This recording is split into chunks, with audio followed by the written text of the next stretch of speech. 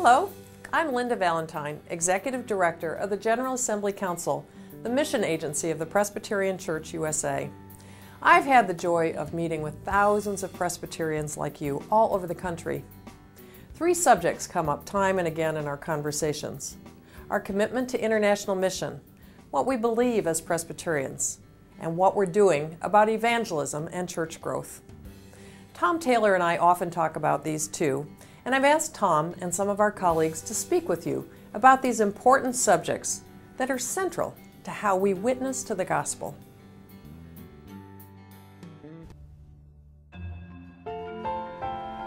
Theology and worship is another ministry team at our national offices doing some dynamic things these days. In my life as a pastor, it was a common thing for people to come up to me and say, "What does the Presbyterian Church believe about a particular issue?" Recently, our theology and worship team had an opportunity to issue a paper about which they talked about some of those things that we believe, some of our core beliefs, maybe upon which there was even some confusion out in the life of our church. And I had the opportunity to talk to a couple of our members of theology and worship, Joe Small and Charles Wiley, about those very things. Joe, Charles, it's good to be able to talk with you as I kind of travel around our denomination and various congregations around the country. And people are having a lot of questions these days about what our denomination's purpose is, and in some cases whether or not we even need a denomination. Maybe I might start with a question of, what is a denomination anyway? Just tell us a little bit about that. The Presbyterian Church USA is not something we created. It was given to us by our mothers and fathers in the faith, who lived lives of faith and worship and mission over the years and bequeathed it to us. So a denomination really is a covenanted community of shared faith, shared worship, shared mission. Now that doesn't mean identical faith or identical worship or identical mission, but rather broadly shared convictions about who God is and who we are and how we are to live out our lives, how we worship God faithfully, and how we serve God as faithful disciples in the world. Joe, when I think of the church as common faith, the first thing I think of is our practice of baptism.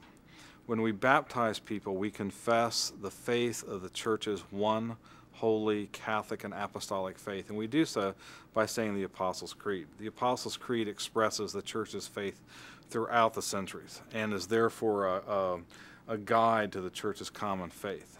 And that's one of the reasons it's in the book of Confessions, along with the Nicene Creed, the confessions of the 16th and 17th centuries of our Reformed forebears, and then the three 20th century confessions, all of which help us to converse with and stay with the church's common confession of Jesus Christ as Lord and the common confession of the one holy, Catholic, and apostolic faith. Charles, it seems to me that one of the gifts that our church has that we haven't utilized fully is the Book of Confessions. The Book of Confessions is not a collection of historical artifacts, not a doctrinal rule book. When we look through the Book of Confessions, we're not on an archaeological field trip trying to discover what people used to believe back then. But rather, the Book of Confessions makes present to us the faith of those who lived and died the faith before us. And what it does is to free us from the prison of the here and now, so that we're not confined to the cultural and ecclesial assumptions that we tend to make, but we hear different voices that give somewhat different perspectives, that raise for us questions we wouldn't raise for ourselves and suggest answers that wouldn't normally occur to us. So what we have in the Book of Confessions is a conversation that's carried on between us and those who've lived and died the faith before us, so that in the Book of Confessions we give full expression to what we confess in the Apostles' Creed, the communion of saints. One of the ways we continue to do that is through ongoing theological work, and the General Assembly has been doing this for decades. Now, sometimes there's a confusion. Folks will think these are the theological policy of the church. The church has only one theological policy, and that is the Book of Confessions, a book that is subordinate to the Scriptures, yet is the constitutional embodiment of our theological standards. These ongoing theological statements, this ongoing theological conversation is rich and helpful, but primarily as study papers, as things to help us to continue to grow and to explore the depths of our faith together.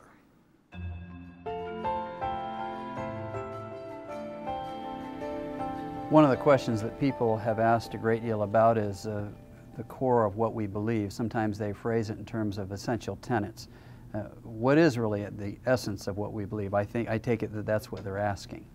The language of essential tenets comes to us from one of our ordination questions. In several of the questions, we are asked to indicate our willingness to be led and instructed and guided by the confessions of the church. And at one point, we're asked if we can sincerely receive and adopt the essential tenets of the Reformed faith. This is language that comes to us from the 18th century. And what is expressed in that essential tenets of the Reformed faith is trying to indicate the core beliefs, what we believe about who God is and who we are and how we are to live in the world. To come up with a list of essential tenets, bullet point list of essential tenets, seems to me to be not very helpful. We can say that the Trinity is an essential tenet, but the real question is, what do we believe about the Trinity? And that's best determined in conversations between those who are candidates for ordination to elder, deacon, or minister of the Word and Sacrament, and the ordaining body, whether a presbytery or a session.